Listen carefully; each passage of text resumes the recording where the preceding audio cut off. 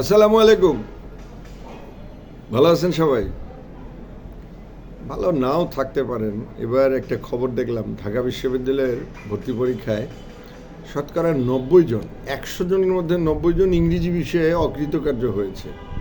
ব্যাপারটা গভীর ভাবনার উদ্রেক করছে।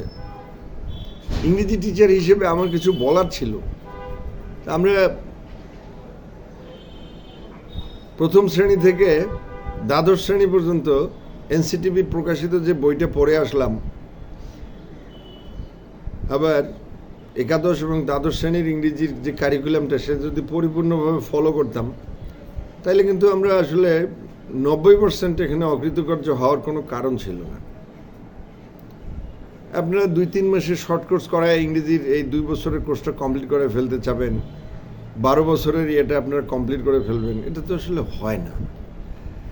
একটা পেঁপে গাছ গাড়লে ১২ মাস লাগবে সেটার পেঁপেটা একদম পরিপক্ক পেঁপে পেতে গেলে।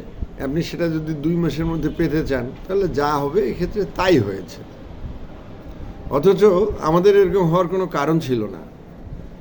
আমাদের দেশে আমরা ২০০ বছর ব্রিটিশদের অধীনে শাসিত হওয়াতে আমাদের এখানকার প্রত্যেকটা আমরা ইংরেজি শব্দগুলোই বেশি জানি।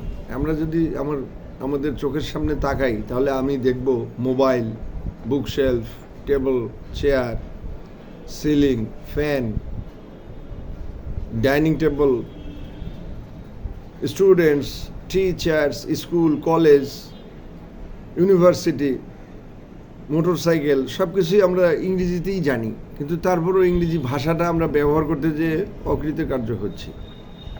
এর কারণটা কিন্তু আমরা রাতারাতি যখন ২ বছরের একটা কোর্স কমপ্লিট করে ফেলতে চাই, কিছু সুবিধা পেতে চাই, তখন আসলে জিনিসটার প্রতি একটু অন্যায় করা হয়ে যায়। তাই প্রকৃতির প্রতিশোধ হলো আমরা ইংরেজিতে কৃতকার্য হই না। আবার আমাদের দেশের বাচ্চারা ফ্লুয়েন্টলি হিন্দি বলতে পারে, তাই তো ফ্লুয়েন্টলি ইংলিশও বলতে পারার কথা ছিল। তো এখানে ব্যাপারটা আপনি নিজেই বিবেচনা করে দেখেন, যে বাচ্চারা হিন্দিতে সিরিয়াল দেখে, কার্টুন দেখে, তারা কিন্তু হিন্দি ভাষাটা শিখে গেছে। তো ইংরেজি শেখার জন্য আমাদের কিন্তু ইংরেজির এই চর্চাটা বা আমাদের যে টেক্সট বইটা দেয়া আছে, সেই টেক্সট বইটা প্রথম থেকে শেষ পর্যন্ত পড়া, এই বিষয়গুলোতে আমরা কিন্তু স্কিপ করে যাই। আমরা এই জিনিসগুলোকে অ্যাভয়েড করে যাই, করে আমরা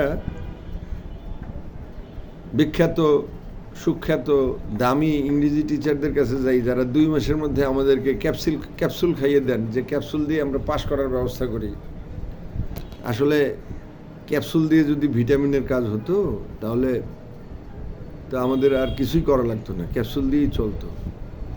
তো যাই হোক, ইংরেজিটা একটা চর্চার বিষয়, দীর্ঘমেয়াদী চর্চার বিষয়, সঠিক নির্ধারিত নিয়ম মাফিক চর্চার বিষয়। আমরা যতক্ষণ ওইভাবে করব না, ততক্ষণ পর্যন্ত আমরা কিন্তু এভাবে আমরা ফেল করতে থাকবো। কারণ ২ মাসে ২ বছরের কোর্স কমপ্লিট করে এই দুর্বুদ্ধিটা আমাদের পরিত্যাগ করা উচিত। ধন্যবাদ। কথা হবে আর কোনো সময়। ধন্যবাদ। আসসালামু আলাইকুম।